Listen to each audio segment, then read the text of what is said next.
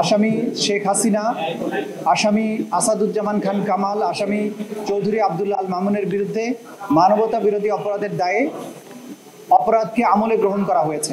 আমরা বলেছি এই বিচার হবে আবেগ শূন্য, প্রমাণ নির্ভর, তথ্য নির্ভর। দেশ হয়েছে 5টা অভিযোগে এই 3 জন আসামির বিরুদ্ধে অভিযোগ আমলে গ্রহণ করা হয়েছে। তাদের বিরুদ্ধে নতুন করে গ্রেপ্তারি পরোয়ানা জারি করা হয়েছে। যেহেতু লাইভ সম্প্রচারিত হয়েছে, সেই জন্যে এই পুরো আজকে কোর্টরুমে যা কিছু হয়েছে সেগুলোর ব্যাপারে আমরা কোনো ব্রিফিং করার যুক্তিসঙ্গত মনে করছি না। শুধু আপনাদের উদ্দেশ্যে এতটুকু তথ্য আমরা দিতে চাই যে আজকে বাংলাদেশে জুলাই এবং আগস্ট বিপ্লব চলাকালীন সময় সংগঠিত মানবতা বিরোধী অপরাধের দায়ে আসামি শেখ হাসিনা, আসামি আসাদুজ্জামান খান কামাল, আসামি চৌধুরী আব্দুল্লাহ আল মামুনের বিরুদ্ধে মানবতা বিরোধী অপরাধের দায়ে অপরাধকে আমলে গ্রহণ করা হয়েছে। 5টি অভিযোগ তাদের বিরুদ্ধে আনা হয়েছে এবং 5টি অভিযোগের ভিত্তিতে অপরাধকে আমলে গ্রহণ করা হয়েছে। আমরা বিস্তারিত তথ্য প্রমাণাদি আদালতে তুলে ধরেছি, যেটা লাইভের মাধ্যমে আপনারা এবং গোটা জাতি এটা শুনেছেন। আমি সেদিকে যাচ্ছি না। আমি শুধু একটি কথা বলতে চাই যে এই বিচার কোনো প্রতিশোধের জন্য নয়, এটা হচ্ছে ভবিষ্যতের জন্য একটা প্রতিজ্ঞা এবং আগামী প্রজন্মকে নিরাপদ একটি বাংলাদেশ উপহার দেয়া। আমরা বলেছি এই বিচার হবে আবেগ শূন্য, প্রমাণ নির্ভর, তথ্য নির্ভর, নিরপেক্ষ এবং ন্যায় বিচার। সেটি এনশিওর করার জন্য আমরা দেশবাসীর এবং সংশ্লিষ্ট সকল পক্ষের সহযোগিতা কামনা করি। বিচারের মাধ্যমে একটা সমাজে শান্তি এবং স্থিতিশীলতা প্রতিষ্ঠিত হয়।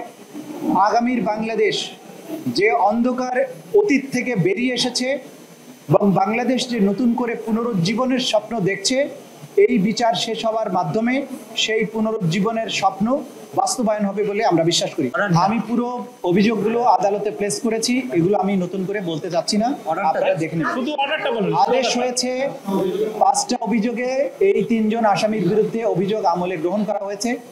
তাদের বিরুদ্ধে নতুন করে গ্রেপ্তারি পরোয়ানা জারি করা হয়েছে। আগামী 16ই জুন অর্থাৎ ঈদের ছুটির পরে 16ই জুন আসামিদের উপস্থিতি এবং আসামিদেরকে গ্রেপ্তার করে হাজির করার জন্য নির্দেশ দেওয়া হয়েছে। ওই দিন যদি আসামিরা উপস্থিত হন তাহলে সেদিন থেকে আনুষ্ঠানিক বিচারের প্রক্রিয়া শুরু হবে।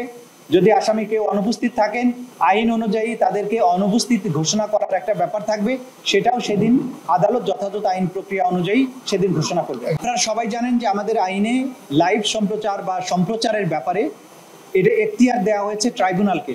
ট্রাইব্যুনালের অনুমতি সাপেক্ষে যখন ট্রাইব্যুনাল মনে করবেন যে এই অংশটুকু সম্প্রচার করতে সাক্ষীর কোনো নিরাপত্তার ঘাটতি হবে না অথবা অন্য কোনোভাবে বিচারিক প্রক্রিয়ার প্রভাব পড়বে না, তখনই তারা অনুমতি দিবেন। লাইভ সম্প্রচার ভবিষ্যতেও হতে পারে, তবে সেটা নির্ভর করবে আদালতের অনুমতির উপরে। যখনই আদালত অনুমতি দিবেন তখনই আমরা চেষ্টা করবো এটা লাইভ করার জন্য।